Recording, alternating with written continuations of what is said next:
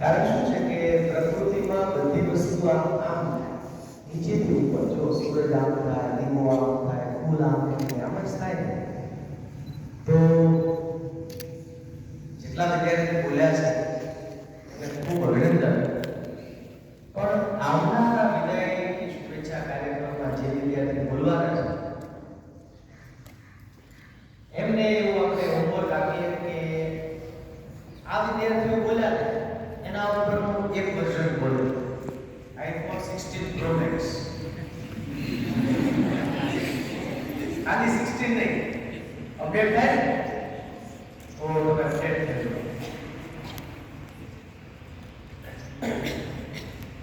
પ્રયોગશાળાઓ આપણા જેવી હોય ને એમાં વિદ્યાર્થીના 3 જૂથ હોય. એ ત્રણેય જૂથો અલગ અલગ આલયમાં ગોઠવાય છે. છાત્રાલય, ભોજનાલય, પુસ્તકાલય. અને એના આધારે એના જીવનની ગતિ અને દિશા નક્કી થાય કે તમે કયા આલયમાં ગોઠવાયા છો. આપણે અનુભવમાં પણ જોયું કે ભૂમિકા લઈને કીધું કે મને થતું કે વર્ગ પૂરો થાય છાત્રાલયમાં ક્યાં છે એવું કીધું. સરસ વાત. પછી અક્ષયભાઈ કીધું ભાઈ ભોજન મંત્રી હોય તો મારા ઘરે એટલું રસોડું થાય તો હું મેનેજ કરી લઉં ભોજનાલય. પછી એને એમ પણ કીધું વર્ષમાં 6 પુસ્તકો વાંચ્યા પુસ્તકાલય. ત્યારે આપણે જો બોલો 6 થી વધુ પુસ્તકો વાંચ્યા આપણે જો 6 થી વધુ પુસ્તકો વાંચ્યા આપણે જો.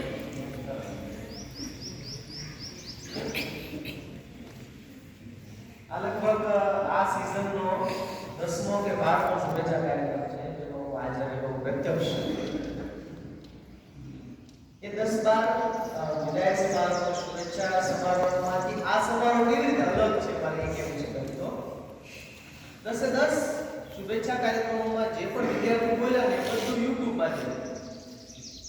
બેઠો બસ એક જ શબ્દ મને સ્પીચ યાદ રહી. મને તમે કહો કે શાળામાં વિદ્યાર્થી શું બોલ્યા હું તમને કહી શકું આવું બોલ્યા. કેમ એવું થયું? કારણ કે માત્ર નિશાળો એ લોકશાળાઓ એટલે એ લોકો ઘરે જાય યુટ્યુબમાં જોઈને સહેલો રસ્તો હોય એટલે બધા એક જ સરખી હિન્દીમાં શાયરી બોલે કે वो शुरू क्लास में नाश्ता खाना છેલ્લી પાઠ્ય બેસીને શિક્ષકનું કાર્ડ બનાવવું આ બધી વાત છે. હા પણ હવે બધા સરસ એકદમ આમ નક્કર વાતો કરી આનંદ છે. મને થયું કે વાંચીભાઈ બહુ સરસ કે મોજમાં કેમ રહેવું, પોતાની જાત બરાબર સાચવવી.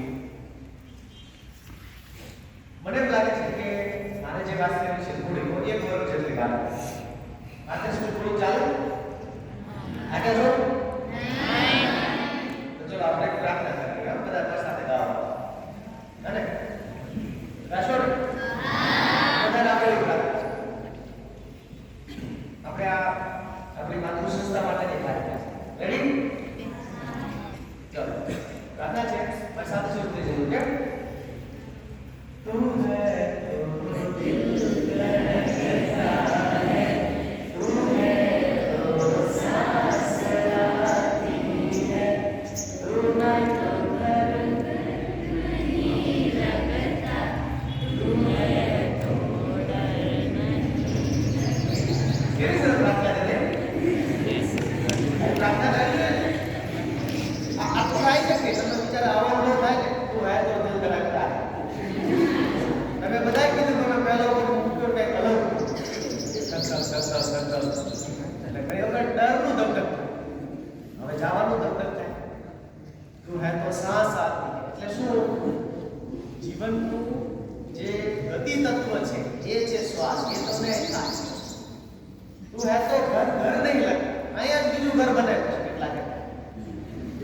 છાત્રાલયમાં જાય ને એટલે આપણે હવે મજા આવે. એ ફ્રી હોય તો ક્લાસમાં જાય, બાકી એનું મુખ્ય તો છાત્રાલયમાં એનો વિકાસ. અને તું હે તો ડર નહીં. મને એમ લાગે છે કે આપણી બધી શિક્ષણ સંસ્થાઓ આપણે એક વસ્તુ તો આવી કરી છે ઉપરથી ઝપટે ન છે પહેલી વાર બોલવા ભૂમિકામાં એમ કીધું કે હવે હું ગમે એટલા લોકો સામે બોલીશ નિર્ભય બને આવ મને કેમ નામ યાદ રહે છે નવમા ધોરણમાં જે વિદ્યાર્થી ભણવા આવે એને રોલ નંબર આપવામાં આવે પણ દરેક રોલ નંબરની સાથે એક વાક્ય આપવું જોઈએ બધાને આઈ કાર્ડમાં લખી દેવું જોઈએ કે don't be just the roll number 2 વર્ષ કે 4 વર્ષ આ સંસ્થામાં રહો તો માત્ર રોલ નંબર નહીં રહેવાનો એમાંથી નામ કરવાનું તો નામ એવી રીતે થાય કે જ્યારે આપણે હિંમત કરીએ જેટલા લોકો હિંમત કરી એના નામ લે અને હિંમત કરીએ ને તો મોરે મોરો થાય કેવા ગોટા હોય કે મોરે મોરાની વાત કરીએ તો ગોટા હોય પણ મોરે મોરો કોને કહેવાય એની મારે વાત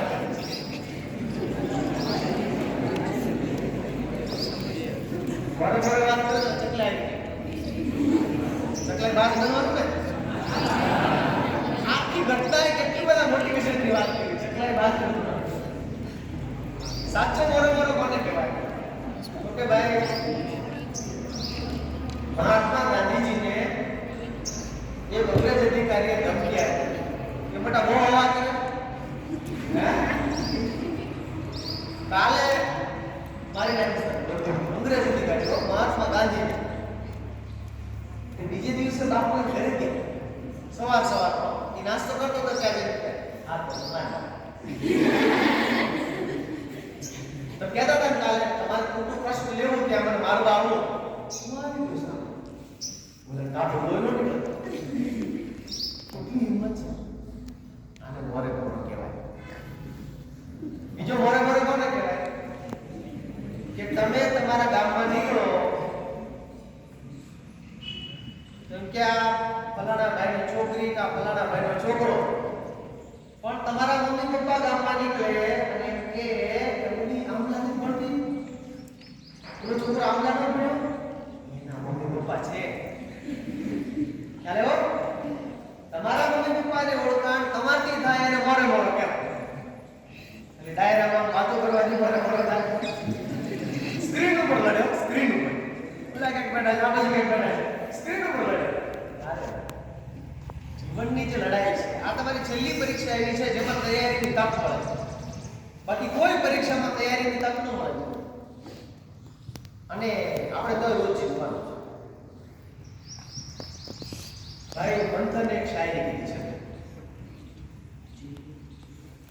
ગુલાલ રહેશે શું કરી ગયા એ ખબર નહીં પણ કમાલ યાદ રહેશે મને બહુ લાગે છે ફાતિભાઈ કે જે લોકો સારા ટકા આવશે એ વર્ગીય નીચે શકતા એ બધું ઠીક છે જીવનને સ્થિરતા લાવવા માટે જરૂરી છે પણ જે લોકો ટકા નથી આવવાના એ ખરેખર કમાલ કરવાના અચ્છા આપણે પ્રયોગ કરી લેજો મારી વાત ખોટી હોય પાછી લઈ જાઓ આપણે જરા આગળ સમજવું શિક્ષકો જેટલા બેઠા છો હાથ ઊંચો કરો તમારે 10મા બોર્ડમાં તમારી શાળા અંદર પ્રથમ આવે હાથ ઊંચો કરો શિક્ષકો જેટલા બેઠા છે જોઈ લો બધા આસપાસ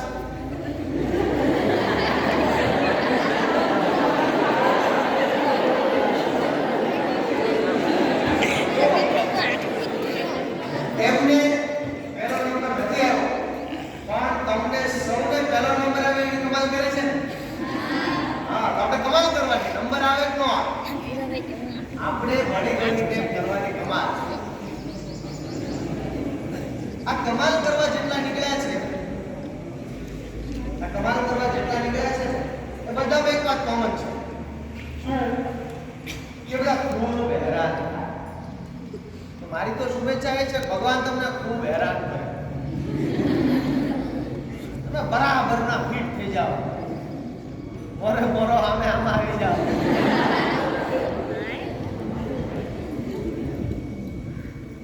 ઘરે જઈને વેકેશનમાં કુટુંબ ઉપર બે શબ્દો લખ્યો એ શબ્દો છે મેં ખેલેગા ગૂગલમાં શબ્દો લખ્યો અને જે આવશે સચિન તેંડુલકર મેચ ચાલે છે અને નાક ઉપર બોલ લાગે છે અને નસકોલી ફૂટે છે ને લોહીની ધાર. કેપ્ટન આવ્યા, ડોક્ટરને બોલા, ડોક્ટર કીધું નહીં રમી શકે. સચિન કે મેચ ખેલેગા, મેચ ખેલેગા. બોલા કે ભાઈ તમારી હાલત જે થવું હોય થાય, મેચ ખેલેગા. યુટ્યુબ પર વિડિયો છે. સચિન તેંડુલકર રમ્યો, જીત્યો અને આજે એને લોકો ગોડ ઓફ ક્રિકેટ કહે છે. એનો એક પાકો ભાઈબંધ એવો સારો ખેલાડી, એક જ ગુરુ નીચે બે ભણેલા, વિનોદ કાંબલી એનું નામ, એવામાં માન જેવો સુંદર શ્યામ વર્ણ. અદ્ભુત બેની જોડી એટલે ગજબ જોડી કહેવાતી. પણ આ ભાઈ પાસે પૈસા આવ્યા એટલે ભાઈની ગાડી નીચે ગઈ. જો પૈસા આવે એટલે ઘણાની ગાડી નીચે જાય, ઘણાની ઉપર જાય. આજે એની હાલત એવી છે કે ખાવાના પૈસા નથી પાસે. તો ભગવાન એટલા માટે પ્રાર્થના કરું, તમે હેરાન થશો ને અને જે તમારી પાસે પૈસા આવશે એની તમને કિંમત થશે. નહીતર તો શું થાય કે જેવા થોડાક પૈસા આવે ને એટલે લોન લઈને આઈફોન લઈ. યાદ રાખજો, નાનપણથી હપ્તા ભરવાની ટેવ પડશે ને તો પછી આજીવન હપ્તા જ ભરશું. પહેલી કમાણી આવે મોબાઈલ ન લેવાય, પહેલી કમાણી આવે ને તો મોબાઈલ લઈ દેવાય. જે આપણા ઘરે છે ને મમ્મી પપ્પા જેને ઘરે જઈને કહેવાનું છે તું આ તો દિલ ધરતા એને મોબાઈલ લઈ દેવાનો હોય, લેવાનો થોડો. એ વાજીભાઈ કીધું બીજા માટે કંઈ કરવાનું. ધોરાભાઈ પણ સરસ ઇંગ્લિશની તમને શુભેચ્છાઓ આપે છે. બીજા માટે કરવાનું છે. બીજો એવો પ્રસંગ બન્યો ક્રિકેટમાં ધોની સાથે. ધોની રમે છે, સફળ કેપ્ટન, અને પીઠ પાછળની મસલ ફાટી જાય એટલે ત્યાં મોટો વળી જાય. વળી ડોક્ટર આવ્યા કે તમે નહીં રમી શકો, મેં ખેલેગા. પણ તમારે જે કરવું કરો, શું કરવું પડે પણ તમારે છે ને બરફની થેલી બાંધવી પડે કે બાંધી. તો એને શરૂ મેચે ટી-શર્ટ કાઢ્યું, પહેલા બરફની થેલી બાંધી, એના પર પાટો બાંધ્યો, ટી-શર્ટ પહેર્યું. આજે પણ તમે મેચ જુઓ ને પાછળ આમ ખૂંદો જેવું લાગે છે. જીત્યા. પડવું, હેરાન થવું કોઈ નવી વસ્તુ નથી. નવી વસ્તુ શું છે? ઊભું કેમ થવું? સફર में धूप तो होगी, तुम चल सको तो चलो. सफर में धूप तो होगी, तुम चल सको तो चलो. किसी के रास्ते यहाँ राहें कहाँ बदलती है, तुम अपने आप को बदल सको तो चलो. તમારી અંદર બદલાવ શરૂઆત થાય તો સમજવાનું તમે સફળતાના માર્ગે છો. બાકી જો ખાઈ ખાઈ છે ને પાણી ભેંસું થાય એટલે વાસણા ખૂટ્યા થાય. ઓરા એક છોકરો મને બિલકુલ આવ્યો રતન પર લોકો બાકી પડતા હતા ને બધા છેલ્લા દિવસોમાં તમારે જે વાતો કરતા હતા છાત્રાલયમાં, તો એટલે કીધું બિલકુલ તને કઈ નોકરી બોકરી મળવા નથી એમ. 3 વર્ષ ભલે પડ્યો મળવાનું, તને નોકરી બોકરી મળશે ને. બિલકુલ કે નોકરી મળે ન મળે મોટો તો નથી. तो सिर्फ बड़ा होना काफी नहीं है, बेहतर करना पड़ता है. तो તમે જ્યારે જીવનમાં હેરાન થતા હશો, તમારી આસપાસ એવા લોકો હોય તો મજા પડે. મને બહુ એવું લાગે કે સફળ માણસ ક્યારે કહેવાય? જ્યારે એની આસપાસ સારા લોકો ગોઠવાતા હોય. આપણી આસપાસ કાટ ભેગો થાય એટલે સમજવાનું અધર-પતન શરૂ થાય. આપણે આસપાસ સારા લોકો ગોઠવા છે, આપણું હિત ઈચ્છતા હોય, આપણે એનું હિત ઈચ્છતા હોઈએ, જેને આપણી પાસેથી કાંઈ લઈ લેવું ન હોય, આપણો દુરુપયોગ ન કરવો, એવા લોકો ગોઠવાતા જાય તો સમજવાનું કે આપણે આપણી દિશા સાચી છે. આપણા મમ્મી પપ્પાના કર્મો કામે લાગ્યા. નહીતર બહુ ભૂલ છે. હવે પછી અહીંથી આ બહાર જશો ને એટલે તમને ખરેખર ખબર પડશે કે બહાર બધા લોકો તૈયાર છે તમારી પાસે જેટલી પણ અવેલેબલ છે એ લઈ લેવા માટે. અફઘાનિસ્તાનમાં તમે સૌ જાણો છો કે અત્યારે તાલિબાનનું રાજ ચાલે છે. અને કેવું ચાલે છે? ઘણી વખત શું થાય કે આપણી પાસે જે હોય ને આપણે કદર કરીએ. સબાના કરીને એક છોકરી એ રોજે છોકરો બનીને ખાનગી નિશાળો ભણવા જાય. છોકરીઓ ભણી શકે નહીં તાલીબાન. છોકરો બને એટલે વાળ ના વાતરે ટૂંકાય કરે. અને રોજ શાક લેવાની થેલી એમાં બટેટા કોબી ઉદરા એની વચ્ચે ચોકડી છુપાઈ દેવાની અને રોજ અલગ અલગ રસ્તેથી જવાનું એટલે કોઈને ખબર ન પડે. અને એક નાનકડું ઘર, એ નાનકડા રૂમમાં લગભગ 85 છોકરીઓ ભણી અને રોજ એના ઉપર મોતની ઘાત. જો તાલીબાનને ખબર પડે એટલે ગોળી મારે. આ સબાના નામની છોકરી એ નિશાળમાં ભણી, એમાં તાલીબાનને ખબર પડી એટલે તાલીબાને એના પપ્પાને ફોન કર્યો. તમને ખબર છે તારી છોકરી એક ભણવા જાય છે, જો તું એને બંધ નહીં કરે તો એને બોમ્બ ઉડાડી દઈશું. એ જે રસ્તે જાય છે ત્યાં બોમ્બ ફેંકીને ઉડાડી દઈશું. આ વાત સબાનાને ખબર પડી. તમારા પપ્પાને કીધું પપ્પા ભણવું નથી, આવું થાય તો હવે એના પપ્પાએ જે વાત કરી ગજબ છે. એને કીધું બેટા તું મોટી થઈશ ને તો તારી પાસેથી બધું જ લઈ શકાશે, તારી પાસેથી તારી સંપત્તિ લઈ શકાશે, તારી વસ્તુઓ તારી પાસેથી કોઈ છીનવી લેવું પણ નથી. એક જ વસ્તુ છે જે તારી પાસે કોઈ લઈ નહીં શકે, એ છે તારું નોલેજ. અને તારું નોલેજ વધે એ માટે થઈને મારે મારી ડિગ્રી વેચવી પડે, મરી જવું પડે તો પણ મરી જઈશ તો તું ભણીશ તો ખરા. આટલી બધી તકલીફોની વચ્ચે એ છોકરી ભણી, પછી પરદેશ ભણવા ગઈ અને એ છોકરીએ 4 વ્હીલ શીખી. આખા કાબુલમાં એકમાત્ર છોકરીને 4 વ્હીલ આવડે અને ચલાવે એ છોકરી સબાના. અને આ સબાના છોકરીએ પછી છોકરીએ વધારે મત કર્યું છે. એણે બીજી ખાનગી શાળા શરૂ કરી, બીજી 85 છોકરીઓને તૈયાર કરી.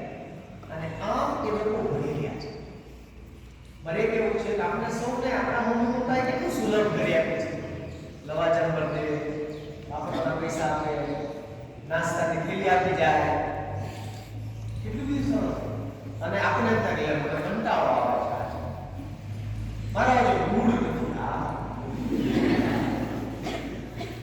ચાલો તમે અહીંયા હો, છાત્રાલયમાં રહેતા હો, તમારા ઘરે એક માણસની ઘટ પડે ને, વાડીએ દુકાને કારખાને એક માણસની ઘટ પડે તો એમને તો બે ખર્ચા છે ને, એક તો માણસ રોકવાનો અને તમારે ફી ભરવાની.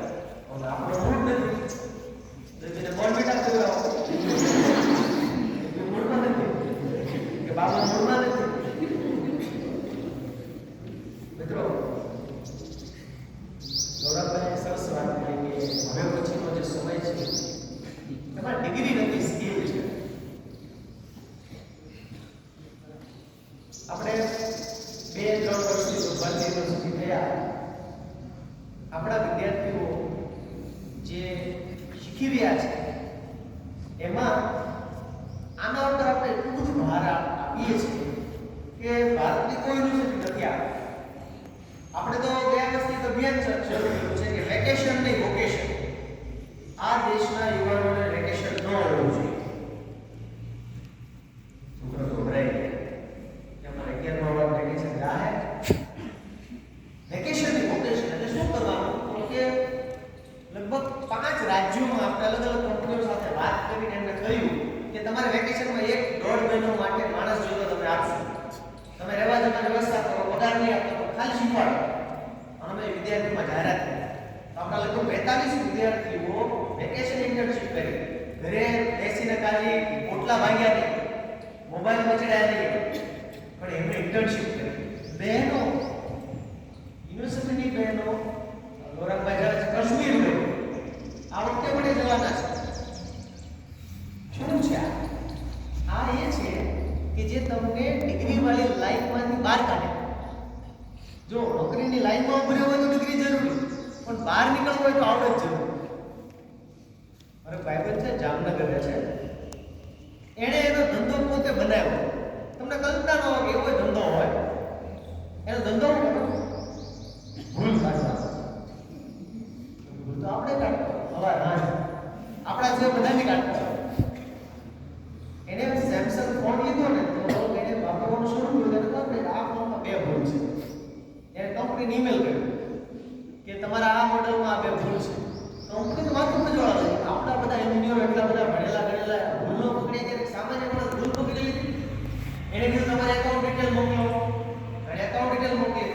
50,000 રૂપિયા. બે ભૂલ કાઢવાના 50,000. આ તો હાલું છે. પછી એનો વિચાર કે ખાલી સેમસંગ જ ભૂલ કરે એવું નથી, ઓપ્પો વ્યૂ હોય કરે. એને 25,000 ના બીજા બે ફોન લીધા. જો ગુજરાતી મગજ કેમ કામ કરે. એને 50,000 માં આઈફોન નો લીધો, એને 25,000 નો ઓપ્પો લીધો, 25,000 નો વિવો લીધો, એમાંથી ભૂલ કાઢી બોલે ને ઈમેલ કરે. એને 50,000 રૂપિયા અને ભાગી ગયું. કંપની આને કોન્ટ્રાક્ટ કર્યો, તમારો નવો મોબાઈલ લોન્ચ કરો તો મને ફ્રીમાં મોકલવાનો. ઈ મારો એ પાછળનો તમને ભૂલ કાઢી દો, એક ભૂલના 25,000. એની પાસે સીધી રેસી કોણ છે? કોકના જન્મદિવસે ફોન ગિફ્ટ મોજ કરતા શું થયું? એની નિરીક્ષણ ક્ષમતા એવી તો વિકસી કે જે હજી એ તો સામાન્ય માણસ છે. એ કઈ આઈટી એન્જિનિયર, સોફ્ટવેર એન્જિનિયર નથી, પણ પ્રેક્ટિકલ જ્ઞાન એને એટલું બધું સરસ કે આવડ્યું એનાથી થયું. બીજું, આપણે ત્યાં છોકરાઓ જે ભણતા હોય ને એમાં બે ત્રણ વસ્તુ ખાસ હોય. ઘણા બધા કીધું આપણે અહીંયા ભણીએ તો ક્યાંય પાછા પડે, એકદમ સાચી વાત. પણ કેટલીક બાબતોમાં આપણે બહુ પાછા પડીએ છીએ. હવે તમારે શીખવાની કઈ બાબતમાં આપણે પાછા પડીએ છીએ. નંબર 1, આપણે સામાન્ય પ્રેઝન્ટેબલ આપણે તૈયાર નતા રાખ્યા. દાખલા તરીકે જુઓ, આપણે ફોર્મલ કપડાં પહેરીએ. ફોર્મલ એટલે આખી બાયનો શર્ટ હોય, ઇન્સર્ટ કરીએ, બેલ્ટ બાંધીએ, નીચે મોજા હોય જેમાં અંગૂઠો બહાર ન નીકળતો હોય, એની નીચે શૂઝ હોય, માથામાં તેલ નાખેલું હોય, ઓળેલા હોય. આને સામાન્ય તૈયાર થયું કહેવાય. આપણા બધા ઘણા બધા બહુ વગર હોય છે. ઉભા રહે તોય આમ એવી રીતે ઉભા રહે કે આમ ગલ્લે ભાવ ખાતે આમ પુષ્પા કરે, એક પર ઉભો કરે. તો મને લાગે છે કે આટલું મસ્ત જીવન છે, કરોડો જીવોમાં દુર્લભ જીવન છે, તો આપણે કેમ મસ્ત નો તૈયાર કરીએ? સરસ એકદમ કેવું પડી જાય. હું તો એમ કહું છું કે તમે મોટા થઈને કામ ધંધે લાગો, તમારો ઘર સંસાર શરૂ થાય ને પછી રોજ મસ્ત તૈયાર કરો. આપણે એવું ઘરે હોય ને નવરા એટલે કલર ઉડી ગયેલા ગાઉન પહેરી નાટા મારતા હોય, લહેંગા કેપરી પહેરી નાટા મારતા હોય, મહેમાનો આવે તો તૈયાર થાય. એવું કામ મસ્ત તૈયાર થાય. ભગવાનને ગમી આપે, ભગવાનને તો આના પર આપણે જોખમ લીધું છે, વાંધો નથી. પ્રેઝન્ટેબિલિટી રાખવી પડશે અને એમાં કોઈ ખર્ચો નથી. હું નથી કહેતો તમે રેમન્ડના કપડાં પહેરો, બ્રાન્ડેડ શૂઝ પહેરો, કોઈ બ્રાન્ડની જરૂર પડતી નથી. સ્વચ્છ કપડાં હોય, ઇસ્ત્રી કરેલા હોય અને વ્યવસ્થિત પહેરેલા હોય. પણ એક તો ખબર નથી, આપણે બધા ગામડાને ખાસ ભાઈઓને ઇન્સર્ટ કરવામાં બહુ વાંધો છે. આ મનનો આવે જરા વ્યવસ્થિત કરી આપો. બીજી એક વસ્તુ શીખવાની છે આપણે, એ છે ભાષા.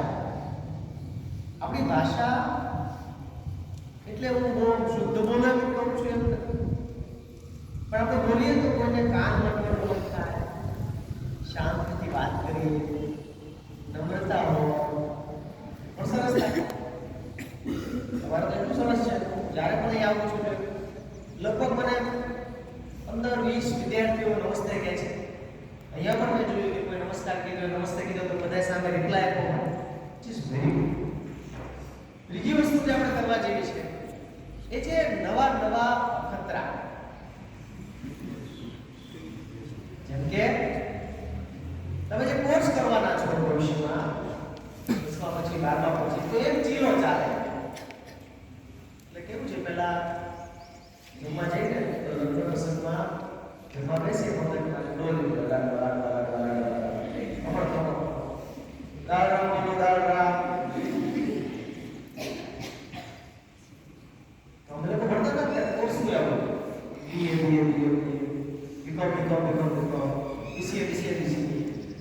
તમને ખબર કેમ પડે કે તમારે આ કોર્સ કરવાનો છે? તમે આ કોર્સ માટે ભણ્યા છો, તમને ખબર કેમ? મોટા ભાગે આપણે ખબર હોતી. આપણે મામા છોકરાએ કીધું, ભાઈ ભાઈ ઓલરેડી આ કોર્સ કર્યો છે, મારા કાકાએ ભણેલા એટલે મારે ભણવાનું. તો તારું મોઢું તાર કાકા જેવું ન હોય, તારી ફિંગરપ્રિન્ટ તાર ભાઈ બાળકી જેવી ન હોય. તને ભગવાને ટાઈમ લઈને અલગ બનાવી છે કે બનાવ્યો છે, તો શું કરવાનું? મારા 3 સૂચનો છે નમ્ર મોટા ભાઈ. 3 વસ્તુ યાદ રાખતા કે કોર્સ પસંદ કરતી વખતે, કોલેજ પસંદ કરતી વખતે. એક, જે વિષય વાંચતી વખતે એનો અભ્યાસ કરતી વખતે આપણને કંટાળો ન આવતો હોય આપણો વિષય છે. એવું મને આખી નિશાળમાં કોઈ ન ગમતું હોય, પણ મને ગમતું હોય તો ગમે છે હું ચલે. મને ગમે છે. બીજું, કોઈ આપણે કીધું ન હોય કે તું આ વાંચ આ કર, અને આપણે એ જ કામ કરતા હોય કે આપણું કામ છે, આપણો વિષય છે, એમાં આગળ ભણાય. નંબર 2, જે કોલેજમાં તમે એક પણ વર્ગ પાડો અને તમારી ધૂળ કાઢ નાખે ને ભણે કે હાલ છે. અમારા ઘણા નવા જોયે ગામમાં ભણતા હોય તો અપડાઉન કરતા હોય, બાળકો તળાવમાં ઉતરે જેથી કોઈ નદી હોય જાય ખબર પડે. એ કે અમારે ફ્રી લેક્ચર હા તમે ન જાય તો હાલે. તમે છાપા વાંચ્યું છે ને કે ભાઈ 7000 નોકરીઓ છે, ગ્રામ સેવક કે તલાટી મંત્રી 18 લાખ ફોર્મ ભરાણા. સાંભળ્યું? 18 લાખ કોણ છે? આ તળાવ નદી વાળા. 7000 પાસ થવાના ફિક્સ જ છે, એ મહેનત કરે છે. એને કોલેજના પહેલા વર્ષથી ખબર છે તૈયારી આમ કરાય, પણ આવલા ત્રીજા વર્ષ સુધી કઈ કર્યું ન, છેલ્લે ખબર હવે હું કરશું, આવો તૈયારી કરે. ઈ પાસ થતા છે 88 વાળા નો. હવે તો બધી એક્ઝામ સિસ્ટમેટિક થઈ ગઈ છે, એમાં તૈયારી કરો તો થાય. નંબર 3, માત્ર ઝેરોક્સ વાંચીને પાસ થઈ જવાતું હોય ની કોલેજમાં ન ભણાય. એટલે શું? તો કે આ પૂછાશે પરીક્ષામાં, તમે ગોખી નાખો, માર્કશીટ આવી ગઈ, તમે થઈ ગયા સ્નાતક, પણ આવડે કાંઈ નહીં, વિપુલ છે, મોટા થઈ ગયા પણ આવડું કાંઈ નહીં, નોકરી ના મળે, જોબ ના મળે, આપી ના જોઈએ. અચ્છા, તમે આ વાત પૂછો, પ્રશ્ન પૂછો. માની લો કે તમે મુકેશ અંબાણી છો, માનવાનું હાલ મને ને તમે મુકેશ અંબાણી છો, તમારી રિલાયન્સ કંપની છે, તમારે ઇન્ટરવ્યુ લેવાનો છે, તો તમને રાખવું. કેટલા લોકો એવા છે જે વિચારે છે કે મારામાં એવું કૌશલ્ય છે તો મને રાખી શકું. હેલો, ક્યાં ગેપ છે? તમને કોઈ કામ દે, ગૃહકામ હોય કે શ્રમ કાર્ય હોય કે ઉદ્યોગ હોય, એમાં પાછળ કોઈએ સુપરવિઝન ન કરવું પડે એટલે સમજવાનું તમારી સફળતાની શરૂઆત થઈ ગઈ છે. આ 9 અને 11 વાળા ખાસ જોજો. તમારી સફળતાની શરૂઆત ક્યારે થાય કે કોઈ આપણી માથે ઊભું ન રહે અને આપણે સોંપેલું કામ મસ્ત બેસ્ટ આમ ચપ્પલ કાઢ્યા હોય તો લાગવું જોઈએ કે ભરતે રામની ચરણ પાદુકા મૂકી છે. આ તો એક નાગાલેન્ડમાં આટા નાખવો ને એક અફઘાનિસ્તાનમાં આટા નાખવો. આપણે વિસ્તરો પાથરીએ તો એક પણ આમ એમાં કરચલી ના એકદમ સરસ. જો આપણે તૈયાર થઈ ગયા, વિસ્તરો તૈયાર થઈ ગયો, આપણી થાળી એવી હોય, આપણે ચાલતા હોય તો થોડું નેર ચાલતા હોય, આને કોઈ ધોરણ જ મારે એકદમ આમ ગ્રેસફુલ, અંગ્રેજીમાં શબ્દ છે ગ્રેસફુલ. ગ્રેસફુલ એટલે શું? Beautiful pro, handsome pro, graceful. તમારી દરેક વાતમાં શ્રેષ્ઠતા, અર્જુનભાઈ કીધું ને, whatever you do excel in it, એટલે એમાં તમે ઉત્કૃષ્ટ બનો. જો તમે ભગવદ ગીતા વાંચતા હશો, સાંભળ્યું હશે, એમાં પૂછે છે અર્જુન ભગવાન તમે કોણ છો? ભગવાન જવાબ બધા બેસ્ટ ના આપે. શું? હાથીઓમાં હું ઐરાવત છું, ગાયોમાં કામદેવ છું, યોદ્ધામાં રામ છું, બધું બેસ્ટ બેસ્ટ બેસ્ટ. નબળું ને પોપટલાલ નહીં ભગવાન. પરીક્ષા દરમિયાન યાદ રાખવાનું કે ઘણા હોય ને કે પોતે ટેન્શનમાં હોય એનાથી 10 ગણા આપણને નાખે. જો જાણો પેપર નીકળશે હું કહું છું પણ કે તો એનાથી દૂર રહેવું. બેસ્ટ બેસ્ટ થયું ખબર ક્યાં પડે?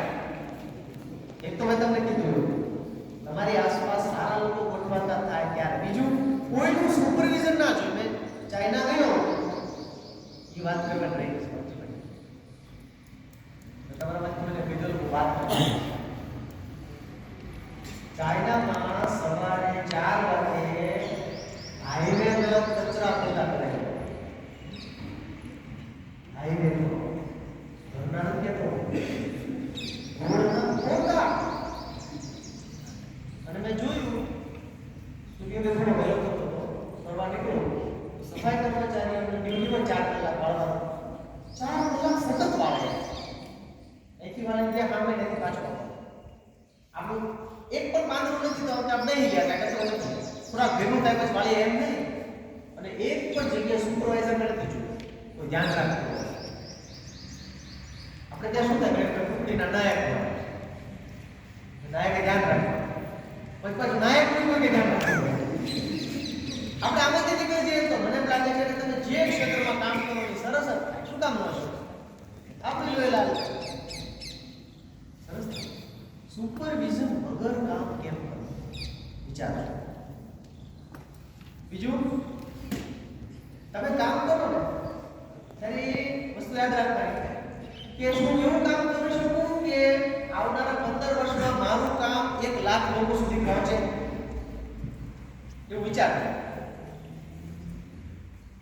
પોતાના 3 ચેલેન્જ આવે બોલો થઈ બહુથી વારવાળા જે આ ચેલેન્જ લેવા માટે તૈયાર હોય કે આપું છું ઓકે 3 ચેલેન્જ જોઈ લો કે વિશ્વ કેટલા હે આયો ઉવા ઊંચા કરે છે કે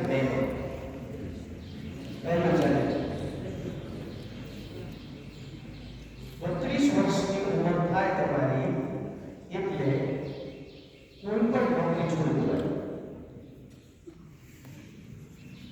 ઉધર સમજાવો તમારી ઉંમર 32 ની થાય એટલે તમે 14 15 16 17 વર્ષના છો 9 થી 12 તમે કોલેજ કરો એટલે 20 વર્ષના થાવ તમે માસ્ટર્સ કરો એટલે 22 વર્ષના થાવ પછી નોકરીએ લાગો માની લો કે તો તમને 10 વર્ષ મળે 10 વર્ષમાં તમારે એવું કરવાનું કે તમારે નોકરીની જરૂર ના પડે એટલે શું નોકરી કરતા કરતા સાઈડમાં કંઈક એવું વિકસાવવાનું કે જે નોકરીની આવક કરતા મોટું થઈ જાય અને પછી નોકરી છોડી અને બીજા 10 લોકો નોકરી આપવાની ચેલેન્જ કેટલા લોકોના છે હા ઠીક છે આભાર અરે વાહ એનો વધારે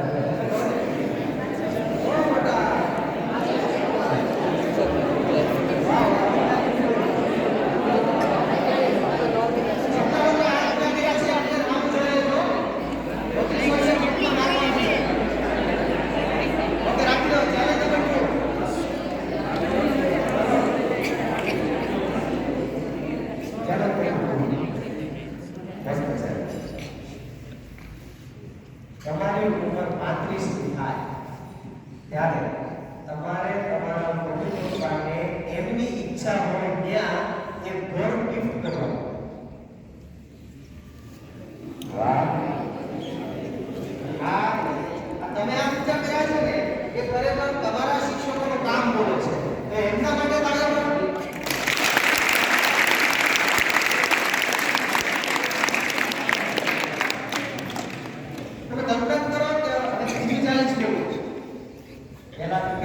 નોકરી મુકાઈ 32 વર્ષ 35 વર્ષે ઘર ગિફ્ટ કરી દેવાનું એવું ચાલે છે 40 વર્ષે રિટાયર થઈ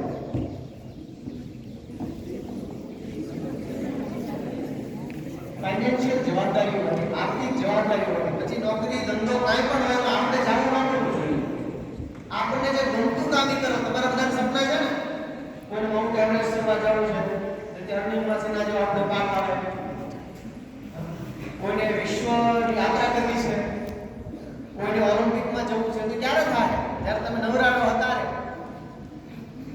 તો 40 વર્ષે રિટાયર થઈ જવાનું બસ અને પછી શું કરવાનું પાછો આવવાનું અહીંયા રામ દક્ષિણાપુરી હમલા 40 વર્ષ પછી કહેવાનું સાચી તમે ક્યાં જશો